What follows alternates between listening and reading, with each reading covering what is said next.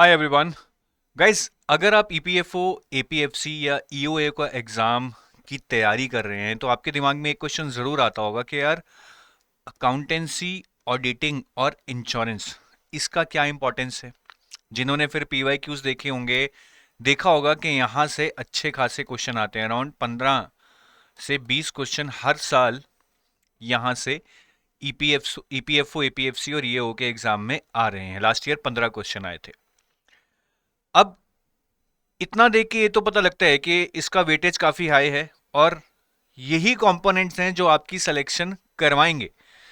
आप भले ही जितना मर्जी हिस्ट्री पढ़ लो, जितना मर्जी आप पॉलिटी पढ़ लो, जितना मर्जी आप कंप्यूटर पढ़ लो, वो सारे लोग पढ़ रहे हैं, बट जो लोग नहीं कर रहे हैं कुछ है, वो है अकाउंटेंसी, ऑडिटिंग और इंश्योरेंस। तो यही एक कंपोनेंट है जो आपको एक कॉम्पिटिटिव एज दे सकता है। तो इसको पढ़ना जरूरी बहुत है, अच्छे से पढ़ना जरूरी बहुत है। तो नेक्स्ट क्वेश्चन यही आता है कि इसको कहां से पढ़ें। जब आप रिसोर्सेज रिसर्च करते हैं तो आप देखते हैं कि बहुत सारे रिसोर्सेज है, बहुत सारी बुक्स हैं। अकाउंटिंग अपने आप में it's a vast ocean of no concepts and the syllabus, and you are not sure what to read and what to leave. क्योंकि सिलेबस अगर आप देखें आप ईपीएफओ का, तो अकाउंटेंसी के नाम पे बस उन्होंने एक वर्ड दिया है कि अकाउंटिंग पढ़ना है, उसमें कोई डिटेल्ड सिलेबस नहीं दिया गया है। तो यहाँ पे एक फर्दर डाउट हमारे मन में आ जाता है कि अकाउंटेंसी में हम पढ़े तो क्या पढ़े और कहाँ से पढ़े। तो वैसे तो आप कोई भी सोर्स यूज कीजिए, अगर अच्छे से पढ़ेंगे तो अच्छे नंबर आ जाएंगे। बट मैं इस वीडियो में आपको दिखाना चाहूंगा कि एडुटैप ने, हम जो ईपीएफओ का हर साल कोर्स लॉन्च करते हैं, हमने 2025 के साइकिल के लिए भी लॉन्च किया था। और उस कोर्स में से 100% हिट रेट, मतलब जो 15 क्वेश्चन लास्ट ईयर आए थे वो 15 के 15 क्वेश्चन हमारे कोर्स में से सॉल्व हो रहे थे। ऐसा भी देखा गया है कि इस तरह के जो क्लेम्स हैं बहुत सारे इंस्टीट्यूट्स बना लेते हैं बट उसको प्रूव नहीं करते। तो मैं आपको इस वीडियो में प्रूव करूंगा कि क्या क्वेश्चन आया था, कैसे वो हमारे नोट्स या वीडियोस में से कवर हो रहा था। बकायदा आपको दिखाऊंगा, ऐसा नहीं है कि बस ऊपर ऊपर से दिखा दूंगा, so that you get that authenticity in this video कि हाँ यार, जो मैं कह रहा हूं वो सच है। तो वीडियो पूरा देखिएगा और इससे आपको काफी आइडिया लग जाएगा कि हमारा हिट रेट जो था वो वाकई में सच है या मैं आपको सिर्फ बना रहा हूं। दूसरी चीज मैं साथ में ये भी कहना चाहूंगा कि हालांकि हम इस हिट रेट के बारे में आपको बता रहे हैं, हम कहीं ना कहीं क्लेम कर रहे हैं कि हमारे यहाँ से 100% क्वेश्चंस आपको एग्जाम में सॉल्व करने को मिले होंगे, बट साथ ही साथ मैं एक डिस्क्लेमर भी देना चाहूंगा कि the past performance is not the guarantee of the future performance. और यूपीएससी जो भी एग्जाम कंडक्ट करवाती है, इस बार तो आपने सिविल सर्विसेज वाले एग्जाम में भी देख लिया है कि कितना टफ आया था प्रीलिम्स का एग्जाम। तो ऐसे क्वेश्चन अब ईपीएफओ एग्जाम में भी आ सकते हैं कि जो हम देखकर बोले कि यार ये तो किसी को भी नहीं आते। तो कोई भरोसा नहीं है कि अगर पिछली बार परफॉर्मेंस अच्छी थी या पिछली बार क्वेश्चंस हमारे कोर्स में से आ गए तो इस साल भी आएंगे। मैं ये डिस्क्लेमर देना चाहता हूं so that you don't get misguided कि यार अगर मैं पिछले साल अच्छा किया तो इस साल भी आपको कोई गारंटी दे रहा हूं कि अच्छा ही होगा। वो आप समझदार हैं, कॉम्पिटेटिव एग्जाम में कभी भी हम नहीं कह सकते कि आप इतना पढ़ जाइए और सारे क्वेश्चंस आपको यहीं से देखने को मिलेंगे। और मुझे तो लगता है कि एक दो क्वेश्चन ऐसे आने ही चाहिए जो किसी को भी ना आते हो, तभी तो कॉम्पिटेटिव एग्जाम कहलाएगा। तो अगर हम लास्ट ईयर का एनालिसिस करें तो अकाउंटेंसी, ऑडिटिंग और इंश्योरेंस में से रिस्पेक्टिवली 10, 3 और 2 क्वेश्चंस आए थे और ये सारे के सारे क्वेश्चंस हमारे कोर्स में कवर थे।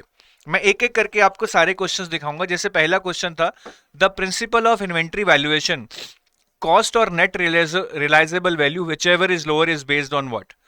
तो हमने ये दोनों चीजें पढ़ाई थी। हमने आपको कंजर्वेटिज्म का कॉन्सेप्ट भी पढ़ाया था। कंजर्वेटिज्म का कॉन्सेप्ट ये कहता है कि अगर आपको लगता है कि आपको कोई लॉस होने वाला है या आपको लगता है कि ये चीज मेरी इतने की नहीं इतने की बिकेगी, तो आप जो भी कम से कम उससे आप मतलब बेच सकते हो, या जो ज्यादा से ज्यादा लॉस आपको हो सकता है वो आप वो लेके चलोगे।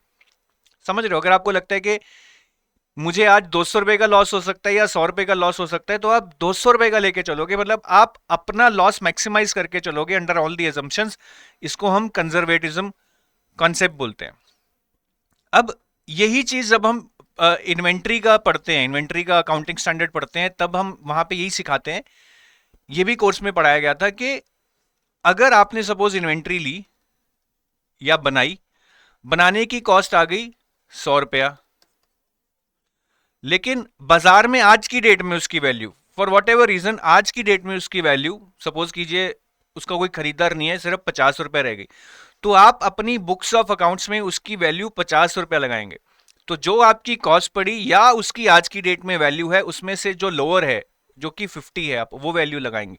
तो अगेन आप इसमें क्या कर रहे हैं, आप lowest to the lowest value ले रहे हैं, आप अपना मैक्सिमम लॉस बुक कर रहे हैं। तो ये कन्वेंशन ऑफ कंजर्वेटिज्म है। फिर बहुत ही डायरेक्ट क्वेश्चन आया था कि इनमें से कौन सी फंडामेंटल अकाउंटिंग एजम्पशन नहीं है। हमने बहुत डायरेक्टली पढ़ाया है कि 3 फंडामेंटल अकाउंटिंग एजम्पशन होती हैं, गोइंग कंसर्न, कंसिस्टेंसी और एक्रूवल, मतलब इसका आंसर ऑप्शन नंबर ए था। फिर क्वेश्चन था which one of the following is not a revenue expenditure. ये रेवेन्यू एक्सपेंडिचर और प्रिंसिपल कैपिटल एक्सपेंडिचर बहुत डिटेल में पढ़ा है। इनफैक्ट यहाँ पे आप देखेंगे हमने बिल्कुल ओवरहॉलिंग ऑफ मशीनरी पे क्वेश्चन भी कराया है, ठीक है, जो इस कॉन्सेप्ट से रिलेटेड है। तो ये क्वेश्चन भी आप कर सकते थे अगर आपने सारे वीडियोस अच्छे से देखे होंगे। और मैं यहाँ पे ये कहना चाहूंगा गाइस कि सिर्फ ये नहीं है कि किसी ने इसको स्लाइड को देख लिया या ऊपर ऊपर से पढ़ लिया, आपको कॉन्सेप्ट क्लैरिटी होनी चाहिए और कॉन्सेप्ट एप्लीकेशन के लिए आपने बहुत सारे क्वेश्चन सॉल्व किए होने चाहिए, तभी आप एक्चुअली इस कोर्स का फायदा एग्जाम में उठा सकते थे, और लोगों ने उठाया भी है। फिर ये था जी, अगर आप असेट को परचेस करते हो और उसको आप एक्सपेंस मान लेते हो तो ये कौन सा एरर है, ये एरर ऑफ प्रिंसिपल है। बिल्कुल डायरेक्ट पढ़ा रखा था एरर ऑफ प्रिंसिपल, और इसमें यही एग्जांपल दिए कि मशीनरी एक एसेट है, ठीक है, हम उसको एक्सपेंस नहीं मान सकते। देख रहे हैं आप ये वर्ड एक्सपेंस और एसेट, और यही वर्ड यहां पे यूज किए गए हैं, एरर ऑफ प्रिंसिपल है ये, बिल्कुल डायरेक्ट क्वेश्चन। क्वेश्चन नंबर 5 देखते हैं जी, in accounting context which one of the following statement is correct. तो ये बहुत डायरेक्टली हमने पढ़ा रखा था कि प्रॉफिट एंड लॉस अकाउंट में से आप प्रोविजन बनाते हो, तो provision is charge against profit, मतलब ये अगर क्रेडिट हो रहा है तो प्रॉफिट्स वाला अकाउंट आपका डेबिट होगा। बहुत सीधा क्वेश्चन था, आराम से हो सकता था।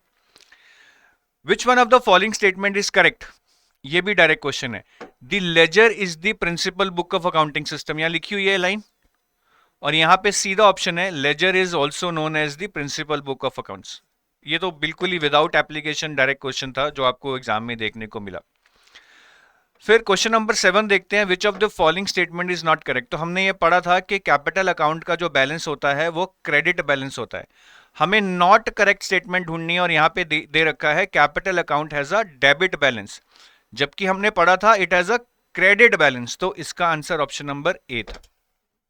अब देखते रहिए, फिर आया जी बेसिकली आपकी इनकम स्टेटमेंट में जो इक्वेशंस बनती हैं उस पे क्वेश्चन था। ये भी हमने बिल्कुल डायरेक्ट आपको पढ़ा रखा था कि पीबीटी हमारा revenue minus COGS minus operating expense minus non operating income minus plus non operating income minus non operating expense. ये वाली इक्वेशन को ही इन्होंने घुमा के इन ऑप्शंस में पूछा था, जिसको ये आता था वो ये कर सकता था। देन क्वेश्चन नंबर 4 की बात करते हैं जी कि which of the following cost is generally not included in the cost of inventory. बिल्कुल डायरेक्ट दिया है जी, that following costs are not included in the cost of inventory. उनमें से एक है एडमिनिस्ट्रेटिव ओवरहेड, और यहां पे डायरेक्ट ऑप्शन है एडमिनिस्ट्रेटिव ओवरहेड। क्वेश्चन नंबर 10 देखते हैं जी, which one of the following will be the adjustment entry. Accounts में एडजस्टमेंट एंट्री होती है अगर आपको रेंट एडवांस में मिल जाए। तो हमने पढ़ाया था कि अगर आपको कोई एडवांस इनकम होती है तो उसकी एडजस्टमेंट कैसे होती है, यहाँ पे पूरा रूल समझाया हुआ है। इस रूल का ही एप्लीकेशन इस क्वेश्चन में पूछा गया है, ठीक है। तो ये 10 के 10 अकाउंट्स के क्वेश्चन थे। मैं ये बोलूंगा अगर किसी ने पढ़ा था और बहुत अच्छे से ना पढ़ा हो, 70-75% अटेंशन देके पढ़ लिया हो, तब भी इतने डायरेक्ट क्वेश्चन थे कि वो 10 में से 7-8 क्वेश्चन तो कर सकता था।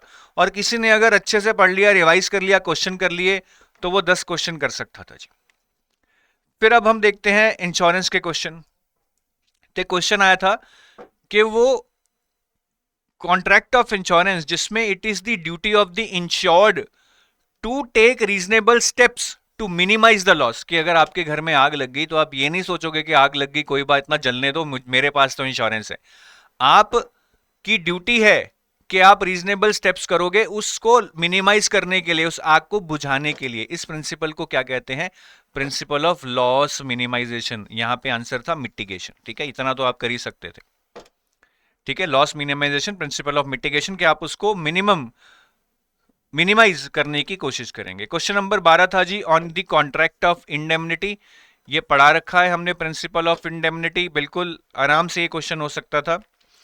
क्वेश्चन नंबर 108 था जी हमारा, जो 30 नंबर क्वेश्चन है ऑडिट डॉक्यूमेंटेशन पे। तो ऑडिट डॉक्यूमेंटेशन भी हमने यहाँ पे पूरा आपको डिटेल में पढ़ा रखा था। क्वेश्चन नंबर 9 है जी प्राइमरी ऑब्जेक्टिव ऑफ वाउचिंग। तो बिल्कुल लिखा हुआ है that objective is to establish the authenticity of the transactions. ठीक है, तो ये इसका आंसर था, to verify the authenticity of the transactions. Question number 15 था जी which of the following is not the objective of verification in auditing. तो यहां पे दे रखा था कि verification of authenticity is one of the objective, जबकि पूछा गया था नॉट द ऑब्जेक्टिव, तो ये आंसर नहीं था इसका। ठीक है, फिर वैल्यू ऑफ असेट्स भी मापी जाती है, तो verification of valuation of assets होता है, तो ये नॉट में नहीं आएगा। एग्जिस्टेंस भी की जाती है, तो एग्जिस्टेंस यहाँ पे वर्ड है, ये भी नहीं आएगा क्योंकि यहाँ पे नॉट पूछा गया है। फिर verification of authority of acquisition of assets मतलब टाइटल, तो ये भी आंसर नहीं होगा। तो इसका आंसर ये होगा checking the historical accuracy of accounts, यानी कि ऑप्शन नंबर ए। तो ये सारे क्वेश्चन हो गए जी, ये लास्ट वाला क्वेश्चन था। और जो 14 और 13, 14, 15 ये ऑडिटिंग के हैं, 11 और 12 इंश्योरेंस के हैं, और पहले 10 थे जो वो अकाउंट्स के हैं। तो कुल मिला के 15 क्वेश्चन आए थे, मैंने आपको प्रूफ दे दिए हैं।